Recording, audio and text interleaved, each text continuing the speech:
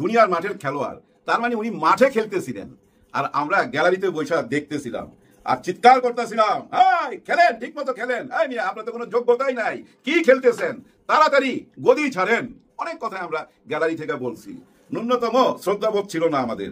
ইনুস ইনুস বইরা বলতাম, ইনুস স্যারও কেউ বলতাম না, স্যার লাগাইবার দরকারও ছিল না, কারণ নির্বাচন দিতেছে না।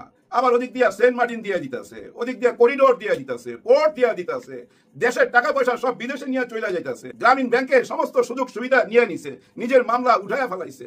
সুযোগ সুবিধা আর সুযোগ সুবিধা, মানে 5 আঙ্গুলের ঘি ইনুস স্যার এটাই করছে। আমরা গ্যালারি থেকে এই ধরনের কথাই বলতাম আর উনি খেলতে খেলতে ওইগুলো শুনতেন। এখন এখন ব্যাপারটা একটু উল্টা হয়ে গেল আমার মনে হয়। রহস্যে ঘেরা এনসিপির 5 শীর্ষ নেতা কক্সবাজারের 2 দিনের সফর আজ অতিবাহিত হচ্ছে। প্রিয় দর্শক, আমরা বুঝতে পেরেছিলাম গতকাল তারা যখন হোটেল থেকে বের হচ্ছে দুপুরবেলা কক্সবাজার থেকে, তখন আমরা ভেবেছিলাম যে তারা ঢাকায় আসছেন, গাড়িতে উঠছেন, কিন্তু না, আমরা কয়েক ঘন্টা পরে জানতে পারলাম যে তারা হোটেল পরিবর্তন করেছেন। তাদের নিরাপত্তার কারণে হোক বা লুকু চোখের আড়ালে যাওয়ার জন্যই হোক, তারা হোটেল পরিবর্তন করেছেন। জানা গিয়েছে কক্সবাজারে এখন অবস্থান করছে বাংলাদেশের প্রত্যেকটা গোয়েন্দা সংস্থার প্রতিনিধি। তো জামাত এবং এনসিপির একটা অবস্থান তো আছেই যে নির্বাচন আসলে ফেব্রুয়ারিতে কোথাও না কোথাও তারা চায় কিনা। এখন যেহেতু ডক্টর মোহাম্মদ ইউনূস 3 ফেব্রুয়ারি মেনশন করেছেন, তখনই জামাত জুলাই সনদের একটা প্রতিক্রিয়া জানাতে গিয়া জামাতের এই নায়েবে আমির বেশ কিছু বক্তব্য দিয়েছেন যেগুলো ফেব্রুয়ারিতে নির্বাচন আদৌ হবে কিনা এটা একটা কনফিউশন তৈরি করা শুরু করছে। যেগুলো সব শিবিরের ব্রেন চাইল্ড বা শিবিরের কনসেন্টের বা ফ্রেমওয়ার্কের মধ্য দিয়ে এটা হয়েছে। একই খেলা দেখালো ডক্টর ইউনূস।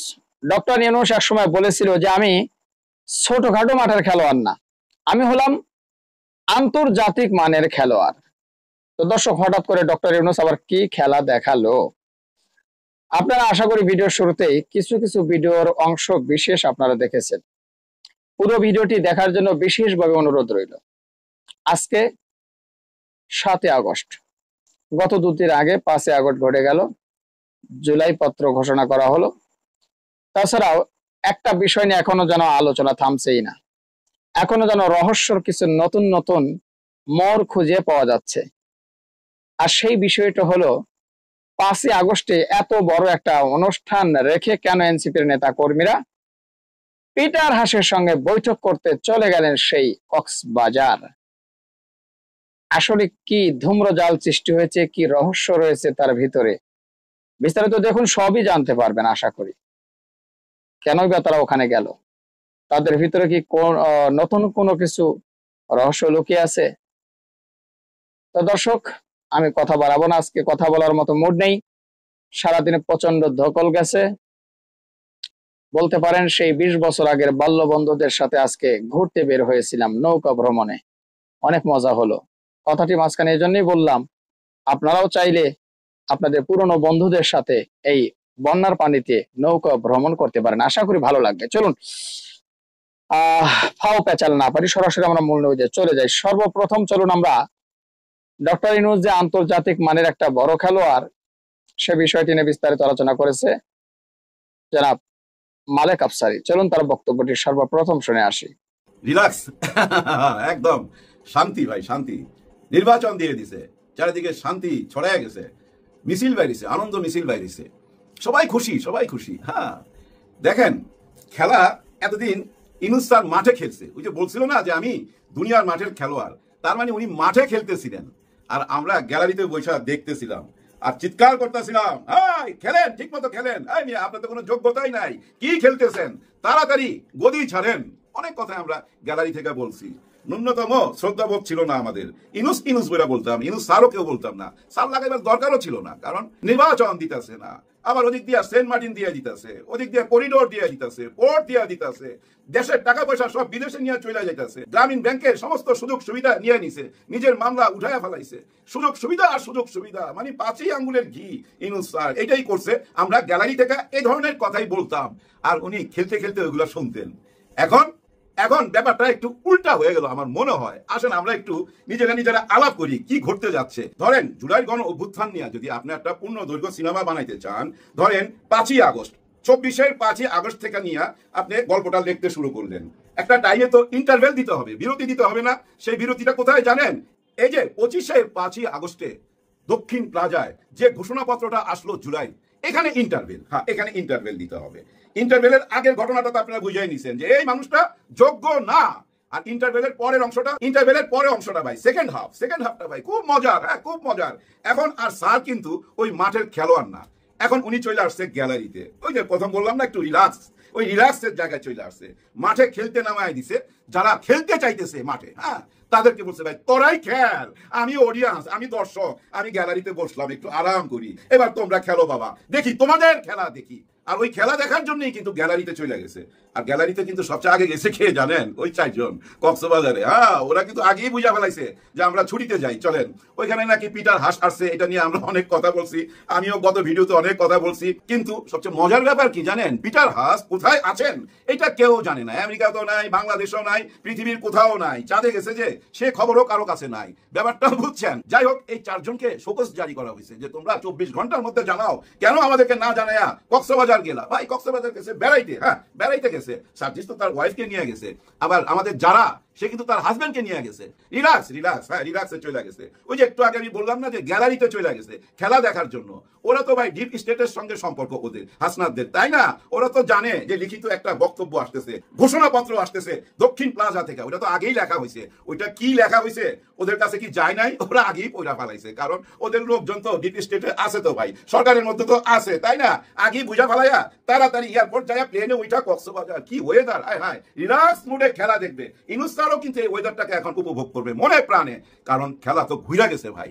দেখেন এতদিন যারা বলতো ইনুস স্যার কোনো কামিনী না, অকর্মা, আজকে তারা প্রশংসা করতেছে এবং বলতেছে ইনুস স্যার গত 1 বছর যা কিছু করেছেন খুবই ভালো কাজ করেছেন, এবং উনি যে কথা দিয়েছেন সুন্দর একটি নির্বাচন হবে এবং ওই নির্বাচনে আমরা বাচ্চাদেরকেও সাথে করে নিয়ে যাইতে পারবো। তার মানে কি খুবই একটা সুন্দর নির্বাচন হবে, কোনো ডর ভয় কাজ করবে না।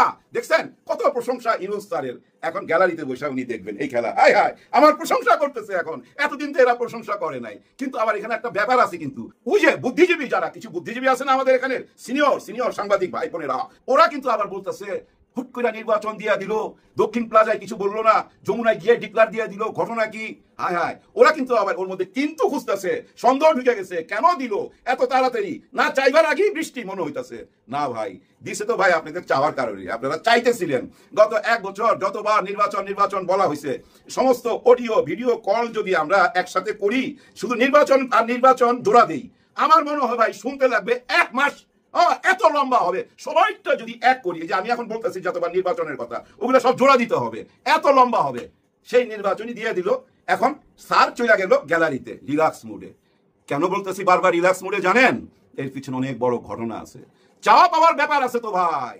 ডাক্তার শফিকুর রহমান স্যার কি বলছিলেন? হ্যাঁ আল্লাহ ওনাকে ভালো রাখছেন, উনি হাসপাতালে আছেন, নিশ্চয়ই উনি সুস্থ হয়ে খুব তাড়াতাড়ি বাসায় চলে যাবেন, ওনার জন্য আমাদের দোয়া থাকবে।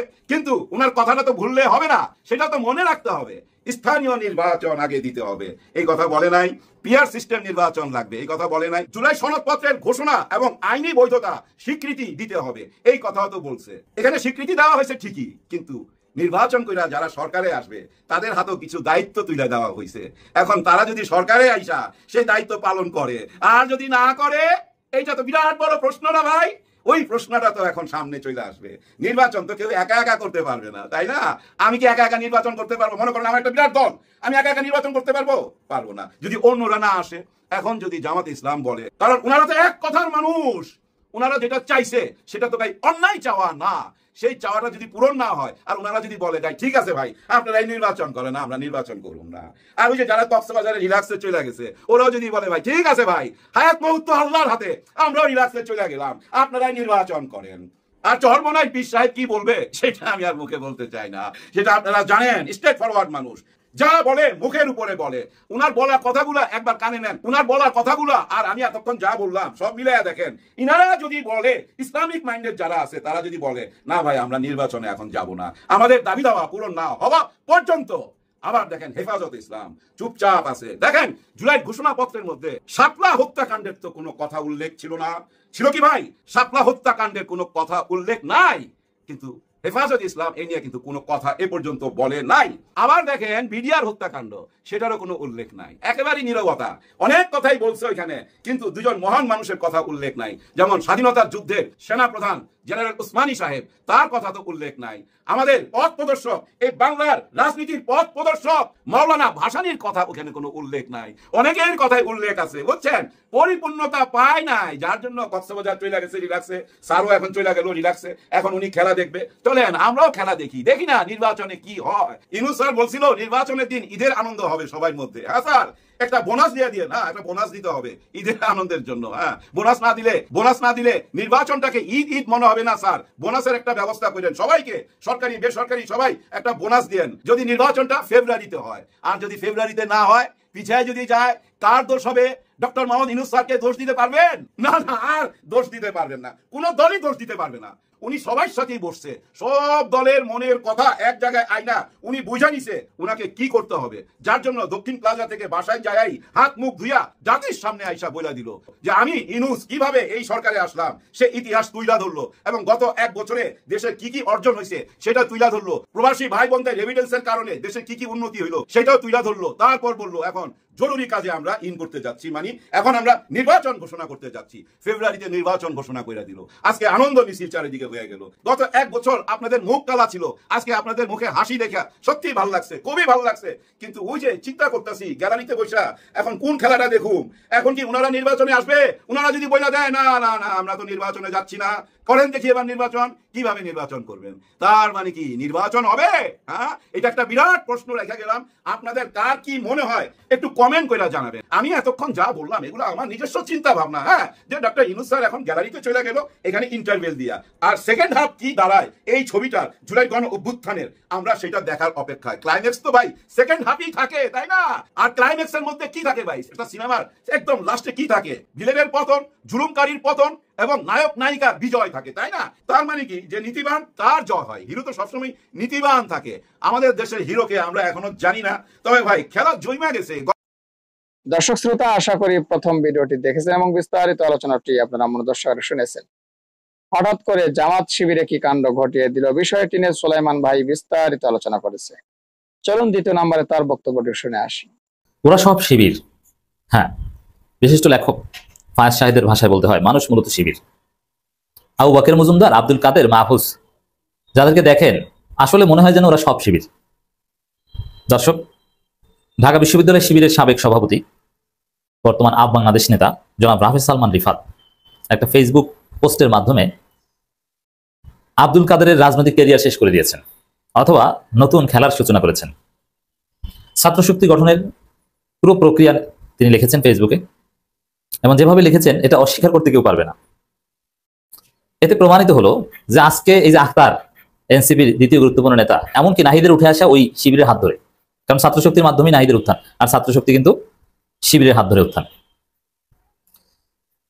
তো মাহফুজ শিবিরের সাথে এতে তো কোনো ইখতিলাফ নাই, এটা আগেই প্রতিষ্ঠিত। এখন আব্দুল কাদের শিবিরের ইনস্টিটিউট ফ্যাকাল্টির সাথে ছাত্রশক্তিতে কিংবা সমন্বয়কদের তালিকায় শিবিরের প্রতিনিধি হিসেবে গিয়েছেন।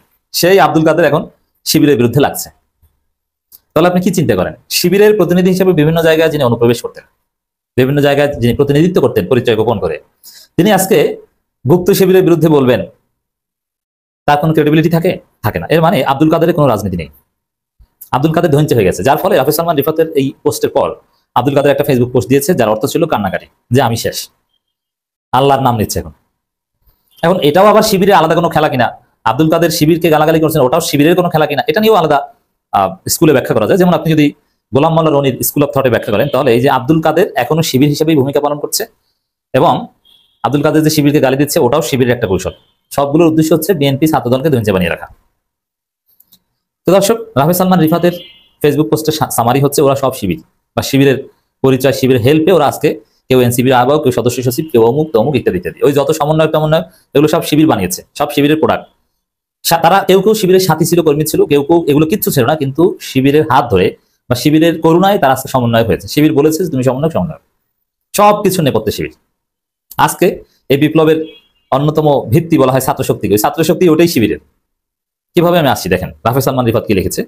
2023 সালের অক্টোবর মাসে গণতান্ত্রিক ছাত্রশক্তি গঠিত হয়। আমি তখন ঢাকা বিশ্ববিদ্যালয় শিবিরের সভাপতি, সাদিক ক্যাম্প সেক্রেটারি।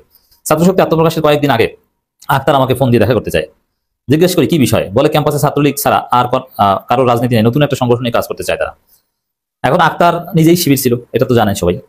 আজকে সেই এনসিপি যদি বাড়াবাড়ি করে, নাহিদ ইসলাম আসলে ভুল করেছে সাদিক কায়েমের বিরুদ্ধে পরিচিতি। এখন দেখছেন, এখন ওরা নাহিদরা সবাই শিবিরের গোডাউনের মাল, এটা প্রমাণ হচ্ছে।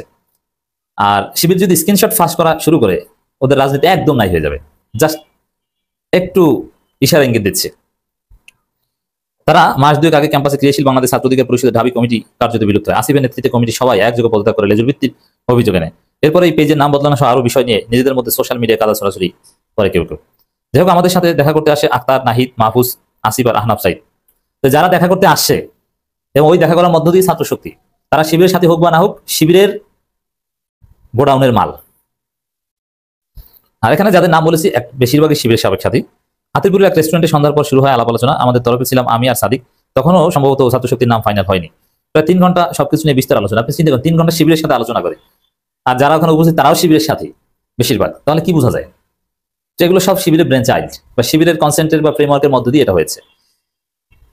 প্রথমে আক্তার কিছু সংক্ষিপ্ত একটা ব্রিফিং দেয়, বুঝলাম যে দলনেতা আক্তার। এরপর আমি প্রশ্ন করা শুরু করি, খুঁটিয়ে ঘুরিয়ে প্রশ্ন করছি নানান বিষয়, ফিলোসফি, স্ট্র্যাটেজি, ফিউচার প্ল্যান, গোল, ন্যারেটিভ, সাপোর্ট বেস ইত্যাদি প্রায় সবকিছু নিয়ে থট প্রোভোকিং সবকিছু আলাপ। আমার সামনেই বসা ছিল আক্তার। ইন্টারেস্টিং ব্যাপার হলো, আক্তার একটা প্রশ্নের উত্তর দিল না, প্রায় সবগুলো প্রশ্ন উত্তর দিয়েছে মাহফুজ। মাঝে মাঝে 2-1টা বিষয় অ্যাড করেছে নাহিদ। বাকি দুজন তথা আসিফ এবং আহনাফ ছিল শুধুই নীরব শ্রোতা। আজকে এই নাহিদরা ছাত্রশক্তি প্রতিষ্ঠা করেছে এই শিবিরের কাছে ধরনা দিয়ে, আর নাহিদ আজকে বিশাল নেতার সাথে শিবিরকে ওভারলুক করে। এই কারণে এই অনিবার্য পরিণতিতে এই সালমানের এই পোস্ট সামনে আসলো। বুঝলাম নতুন এই রাজনৈতিক উদ্যোগ প্রায় পুরোটাই মাহফুজের ব্রেন চাইল্ড। মাহফুজ এখানে মূল আইডিওলগ। এই উদ্যোগের থট প্রসেস ডেভেলপ করেছে সে, বাকিরা কখন এখন এই মাহফুজকে শিবিরের সাবেক সাথী, বুঝতে পারছেন? এই উদ্যোগের থট প্রসেস ডেভেলপ করেছে সে, বাকিরা এখনো চিন্তাগতভাবে অনেক পেছনে। বিশেষ করে আক্তার এখানে পিওর সামনে ফেস মতো, যেহেতু ডাকসুর কারণে তার একটা পরিস্থিতি এবং রঞ্জকতা তৈরি হয়েছিল, তাই তাকে সামনে রেখে স্ট্র্যাটেজি সেন্ট্রিস্ট রাজনীতির নতুন পথ চলা শুরু আর কি। আমাদের কাছ থেকে তারা দোয়া, সমর্থন এবং সার্বিক সহযোগিতা ছিল। ক্যাম্পাসে অ্যাক্টিভিজমের তখনকার যে ছিল নিয়ম, সেটার অংশ হিসেবে সম্ভবত উল্লেখ্য ছাত্র শিবির সাংগঠনিকভাবে রেজিমেন্টেড ফোর্স। যে কোনো কর্মসূচিতে মুহূর্তের মধ্যে একটা সংগঠিত শক্তিকে অত্যন্ত শৃঙ্খলার সাথে মোবিলাইজ করার ক্যাপাসিটি তৎকালে সবচেয়ে বেশি ছিল শিবিরের। ফলে ক্যাম্পাসে স্বৈরাচার এই ছাত্রলীগের বিরুদ্ধে যে কোনো ক্রিয়েটিভ কর্মসূচি বাস্তবায়নে মাঠের কর্মী হিসেবে শিবিরের ম্যান পাওয়ার, সাপোর্ট এবং আর্থিক ও লজিস্টিক সহযোগিতা গ্রহণ একটা ওপেন সিক্রেট বিষয় ছিল সবার মধ্যে, বুঝতে পারছেন? আর্থিক লজিস্টিক সহযোগিতা শুধু শিবির একাই করতো তা না, আরো অনেক গোষ্ঠী ব্যক্তি ছিল যার পেছনে থেকে সহায়তা করতে নিয়মিত, মানে একদম নিরপেক্ষ লেখা। আর অনেককে অ্যাপ্রিসিয়েট করেছেন। সে 18 কোটা সংস্কার আন্দোলন থেকে এই ব্যাপারটা ছাত্রাধিকার পরিষদের অ্যাক্টিভিস্টদের মধ্যে সদস্যদের ব্যাপার ছিল। জিনিসটা সমন্বয় করতে বিশ্ববিদ্যালয়ের ছাত্র আন্দোলন সম্পাদক যেমন 18 সালের 2টা আন্দোলন পেছনে ব্রেন হিসেবে ভূমিকা পালন করেছিল শিবিরের তৎকালীন ছাত্র আন্দোলন সম্পাদক শামীম রেজাই সহ বেশ কয়েকজন। যাই হোক, আমি ওদেরকে সাহস দিলাম, সহযোগিতা আশ্বাস দিলাম, সামনে এগিয়ে যেতে বললাম। কয়েকদিন পর ওদের আত্মপ্রকাশ অনুষ্ঠান। আক্তারকে আহ্বায়ক, নাহিদকে সদস্য সচিব করে কেন্দ্রীয় বোর্ড এবং আসিফকে আহ্বায়ক ও বাকেরকে সদস্য সচিব করে ঢাকা বিশ্ববিদ্যালয় কমিটি প্রস্তুত করা হলো। বিধিমাম হলো আত্মপ্রকাশ অনুষ্ঠানের পর মাহফুজ আচানক আক্তার নাহিদের বিরুদ্ধে স্ট্যাটাস দিয়ে বসলো। আমিও তখন জানতাম না ঝামেলা কি নিয়ে, পরে কিছু জিনিস জেনেছি বিভিন্ন জনের কাছ থেকে। এরপরে ক্যাম্পাসে অ্যাক্টিভিজমের বেশ কিছু চড়াই উতরাই গেছে। অক্টোবরে ফিলিস্তিন ইসরায়েল হামলা নিয়ে ক্যাম্পাসে পতাকা মিছিল অনুষ্ঠিত, সেখানে বক্তা ঠিক করে নিয়ে ছোটখাটো ঝামেলা গেছে। মানব পতাকা তৈরি কর্মসূচি প্লফের কাহিনী হয়েছে। পরের বছর মার্চে প্রোডাক্টিভ রমাদান অনুষ্ঠানে হামলা কেন্দ্রে গণইফতার কর্মসূচি, এরপর জুনে নতুন করে আবার কোটা আন্দোলন। ওগুলো সবকিছুর ম্যান পাওয়ার সাপ্লাই দিয়েছে শিবির। জুলাই সকল সংগঠককে ছাপিয়ে নতুন ব্যানার তৈরি হয় বৈষম্যবিরোধী ছাত্র আন্দোলন। সেখানেও সামনের ফেস হিসেবে ছাত্রশক্তি শিবির, যদিও শিবির তখন প্রকাশে কর্মকর্তা ছিল না। ছাত্র ফেডারেশন, সামাজিক সংগঠনের প্রতিনিধি, ডিবেট সার্কিটের প্রলাপন, সাধারণ অ্যাক্টিভিস্টরা সবাই ছিল। যেখানে কোনো হায়ারার্কি ছিল না, মুখ্য সমন্বয়ক বলে কেউ ছিল না, কোনো একক নেতৃত্ব ছিল না, সবাই ছিল সেফ সমন্বয়ক। শিবিরের প্রতিনিধি হিসেবে একাধিক ব্যক্তি ছিল, কিন্তু সাদিক কায়েম বা ফারহাদের মতো নেতৃস্থানীয় কেউ ছিল না। এমনকি গণতান্ত্রিক ছাত্রশক্তি কেন্দ্রীয় আহ্বায়ক, ডাক্তার সাবেক সমাজ সম্পাদক আক্তার হোসেন পর্যন্ত সমন্বয়ক লিস্টে অন্তর্ভুক্ত করা হয়নি। যে আক্তার এই টোটাল সমন্বয়ক, সব কিছু সমন্বয়ক করেছে এই ছাত্রশক্তির পক্ষ থেকে, সে আক্তারই সমন্বয়ক না। আর নাহিদ বলে যে সাদিক কায়েম সমন্বয়ক না, তাহলে সাদিক কায়েম সমন্বয়ক না, সমন্বয়কদের আব্বা। বোঝা গেল আক্তার তো যেহেতু সমন্বয়ক না। দর্শক শ্রোতা, আমরা দ্বিতীয় নম্বর বক্তব্যটি আপনাদের সাথে শেয়ার করলাম। সৈয়দ মাসুক সাহেবের একটা বক্তব্য এখন আপনাদের সাথে শেয়ার করব। সেটি হলো, আপনারা সকলে জানেন যে এনসিপির নেতা কর্মীরা বা 5 জন এনসিপি নেতা 5 আগস্টে জুলাই সনদপত্রে যেদিন ডক্টর ইউনূস সাহেব দেন, সেদিন তারা বাহিরে ছিল, সেই অনুষ্ঠানে যোগ দিয়েছিল না। এর ভিতরে আসলে রহস্যটা কি, সে বিষয়টি নিয়ে বিস্তারিত আলোচনা করেছে সৈয়দ মাসুক। চলুন তার বক্তব্যটি শুনে আসি। রহস্যই গেরাপ এনসিপির 5 শীর্ষ নেতা কক্সবাজারের 2 দিনের সফর আজ অতিবাহিত হচ্ছে। প্রিয় দর্শক, আমরা বুঝতে পেরেছিলাম গতকাল তারা যখন হোটেল থেকে বের হচ্ছে দুপুরবেলা কক্সবাজার থেকে, তখন আমরা ভেবেছিলাম যে তারা ঢাকায় আসছেন, গাড়িতে উঠছেন, কিন্তু না, আমরা কয়েক ঘন্টা পরে জানতে পারলাম যে তারা হোটেল পরিবর্তন করেছেন। তাদের নিরাপত্তার কারণে হোক বা লুকু চোখের আড়ালে যাওয়ার জন্যই হোক, তারা হোটেল পরিবর্তন করেছেন। জানা গিয়েছে কক্সবাজারে এখন অবস্থান করছে বাংলাদেশের প্রত্যেকটা গোয়েন্দা সংস্থার প্রতিনিধি। গোয়েন্দা সংস্থার প্রতিনিধিরা তাদেরকে লক্ষ্য রাখছেন। দুটা উদ্দেশ্য হতে পারে। একটা উদ্দেশ্য, তারা এই সরকারের বিরুদ্ধে দাঁড়িয়ে কোনো নতুন কিছু ঘটাতে যাচ্ছেন কিনা। আরেকটা হতে পারে এই সরকারের পক্ষ থেকেই তাদেরকে নিরাপত্তা দেওয়া হচ্ছে, কারণ তারা হলেন টপ অফ দ্য কান্ট্রি বর্তমান তরুণ সমাজের মাঝে। এই শীর্ষ 5 জনের ভিতরে 3 জন তো অধিক জনপ্রিয় জনগণের কাছে, এবং জনগণ তাদের কিছু হলে সরকারকেও ছাড় দিবে না। এর মধ্যে আছে হাসনাত আব্দুল্লাহ, সারজিদ আলম, তাসনিম জারা, ডাক্তার তাসনিম জারা। এই 3 জনের কথা বাংলাদেশের মানুষের ভিতরে, হৃদয়ের ভিতরে তারা এমন জায়গা করে নিয়েছে যে তারা যদি বাংলাদেশের একটি নতুন কোনো পরিকল্পনা দেয়, সেই পরিকল্পনা ঝাঁপিয়ে পড়বে বাংলাদেশের লক্ষ নয় কোটি কোটি জনতা। এই সারজিদ, হাসনাত, এরা, তাসনিম যারা, এরা শুধু পিকনিক করতে বা বেড়াতে, হলিডে করতে কক্সবাজার যাননি, গিয়েছেন নিশ্চয়ই তাদের একটি শক্ত অবস্থান, শক্ত পরিকল্পনা, শক্ত চিন্তা চেতনা বাংলাদেশকে নিয়ে তারা ঠিক কিছু ভাবছেন, অথবা বাংলাদেশের আকাশে কোনো কালো অন্ধকার দেখছেন। কালো অন্ধকার থেকে আলোকিত কিভাবে দেশকে করা যাবে, সেই জন্য তারা কোনো একটি বৈঠক তাদের নিজেদের মধ্যে হতে পারে অন্য কোনো স্টেক হোল্ডারদের সাথে তারা বৈঠক করতে সেখানে গিয়েছেন। এই বৈঠক নিয়ে নানা কথার ভিতরে আমরা গতকাল দেখছি যে নাহিদ ইসলামের সাথে সরাসরি এসে নাহিদের সাথে এবং আক্তারের সাথে তারা যেন জবাবদিহিতা করেন, সেই একটি নোটিশও সেই দিনই পাঠানো হয়েছিল। কিন্তু নোটিশের টাইম 24 ঘন্টা পার হয়ে গিয়েছে, তারা এখনো কক্সবাজারেই অবস্থান করছে। তারা নাহিদ ইসলাম এবং আক্তার হোসেনের কাছে জবাবদিহিতাকে তোয়াক্কাই করছে না। তাহলে তোয়াক্কা কে করবে? এখন কি নাহিদ আর আক্তার উল্টা তাদের কাছে জবাব দিতে হবে? এমন কোনো কাজ নাহিদ আর আক্তারের মাধ্যমে হয়েছে কিনা যেই কাজের কারণে ওদের কাছেই উল্টা জবাব দিতে হতে পারে নাহিদ ইসলাম এবং আক্তার হোসেনকে? পাশাপাশি এখানে 2 জন আছেন উপদেষ্টা পরিষদে, এই এনসিপির সাথে একসাথে আন্দোলন করা। ওই 2 জনেরও কথাবার্তা, কার্যক্রম নিয়ে বর্তমান সময়ে রয়েছে আলোচনা এবং সমালোচনা। সরকারের পক্ষ থেকে, সরকারের ভিতরে থেকে সরকারকে কোনো শহীদ এবং যোদ্ধাদের রাস্তায় হাঁটাতে পারছে না তারা। তাহলে কি কারণে তারা সেখানে বসে আছে? কি তাদের কাজ? শুধু কি 2-4টি মন্ত্রণালয় পরিচালনা করাই তাদের কাজ? এটাই কি শহীদদের উদ্দেশ্য, লক্ষ্য, নতুন বাংলাদেশের উদ্দেশ্য, লক্ষ্য? নাকি তারা আরাম আয়েশ পেয়ে ভুলে গিয়েছে 1500 মায়ের সন্তানের জীবনের কথা, ভুলে গিয়েছে 30,000 মায়ের সন্তান এখন আহত অবস্থায় দেশে বিদেশে চিকিৎসায় আছে? কোনটা এখন মুখ্যম আমাদের এই 2 ছাত্র উপদেষ্টার উপরে? ওই আন্দোলন সংগ্রাম যেরকম রাজপথে হয়েছে, সচিবালয়ে, মন্ত্রণালয়ে তাদের সেখানে আন্দোলন করার কথা যে আমরা আমাদের শহীদ ভাই বোনদের ন্যায্য দাবি আদায় করার জন্যই এখানে এসেছি। আমরা এসেছি আহত ভাই বোনদেরকে সর্বোচ্চ চিকিৎসা দিয়ে তাদেরকে কর্মক্ষেত্রে পৌঁছানো পর্যন্ত আমাদের দায়িত্ব। এ পর্যন্ত কয়জন আহত স্পেশাল কোন সুযোগ সুবিধা সরকারের কাছ থেকে সরকারি চাকরি পেয়েছেন? কয়জন শহীদ পরিবারের সন্তান যারা শহীদ হয়েছে তাদের ভাই অথবা তাদের সন্তান অথবা তাদের স্ত্রী সরকারি চাকরি পেয়ে তারা স্বাবলম্বী হয়েছেন? কিছু অনুদান, কিছু দান দক্ষিণাই কি এখানে তাদের ঋণ আমরা শেষ করে দিতে চাচ্ছি বা দেওয়া সম্ভব? আমরা দেখেছি রাজনৈতিক দলগুলার ভিতরে স্পেশালি জামাত সেখানে সেই পরিবারগুলাকে অর্থনৈতিকভাবে সবচেয়ে বেশি সহযোগিতা করেছেন সরকারেরও আগে। আমরা এর পরবর্তীতে দেখছি বিএনপির জনাব তারেক রহমানের নির্দেশে কিছু কিছু জায়গায় বর্ষপূর্তি পালন উপলক্ষেও তাদেরকে বিভিন্ন ধরনের অনুদান বা সহযোগিতা দিচ্ছেন। প্রিয় দর্শক, অন্যান্য রাজনৈতিক দল, মানবাধিকার সংগঠনগুলো সেখানে সহযোগিতা করছেন। এই সহযোগিতা আর এই দান দক্ষিণা খাওয়ার জন্যই কি তাদের স্বামী, তাদের ভাই, তাদের সন্তান জীবন দিয়েছিল গত বছর? নাকি এই জাতিকে একটি মুক্ত জাতি, স্বাধীন জাতি, ভারত বিরোধী জাতি, ভারতের আগ্রাসন থেকে সারা জীবন বাংলা যেন পরিষ্কার থাকে, বাংলা যেন সাদা আকাশের ভিতরে সূর্যের তাপ গ্রহণ করতে পারে, যাতে করে ভারতীয় মেঘ এসে ঢেকে না দিতে পারে আমাদের সূর্যের আলো বা চাঁদের সৌন্দর্য, সেইটা করার জন্যই, বাংলাকে স্বাধীন করার জন্যই প্রত্যেকের উদ্দেশ্য লক্ষ্য নিয়ে এক রাস্তায় এক পথে ছিলেন। আজকে সারজিদ, নাহিদ এবং আমরা তাসনিম যারা সহ তারা যারা এই যুদ্ধের নেতৃত্বের প্রথম লাইনে ছিলেন, তাদের মধ্যে কেউ কেউ উপযুক্ত দায়িত্ব পালন করছে না বলে আমরা নিজেরা এখন সমালোচনা করতে বাধ্য হচ্ছি। এরই মাঝে আমরা সারজিদকে, হাসনাতকে, আমরা ডাক্তার তাসনিম জারাকে আমরা যেভাবে এখনো জনতার পাশে, জনতাকে নিয়ে কাঁদেন, জনতার গলায় ধরে যেভাবে তারা এক রাস্তায় হাঁটার চেষ্টা করেন, ইসলামপন্থীদের সাথে রয়েছে তাদের সখ্যতা, আন্তরিকতা। এই ইসলামপন্থীদের সহযোগিতা মাঠে নামার কারণে, মাদ্রাসা ছাত্রদের জীবন দেওয়ার কারণে তাদের বদলাই আজকের এই সোনার বাংলা হয়েছে বলে অনেকে মনে করছে। কিন্তু দুর্ভাগ্যজনক হলো সত্য, যে স্টেজে দাঁড়িয়েছিলেন নাহিদ ইসলাম, যে স্টেজে দর্শক, সৈয়দ মাসুক সাহেবের বক্তব্যটি আশা করি আপনারা শুনেছেন। এবার আমরা ভিডিও লাস্ট মুহূর্তে চলে এসেছি, আর একটা ভিডিও দেখিয়ে কিন্তু আজকে ভিডিওটি শেষ করার চিন্তা ভাবনা করেছি।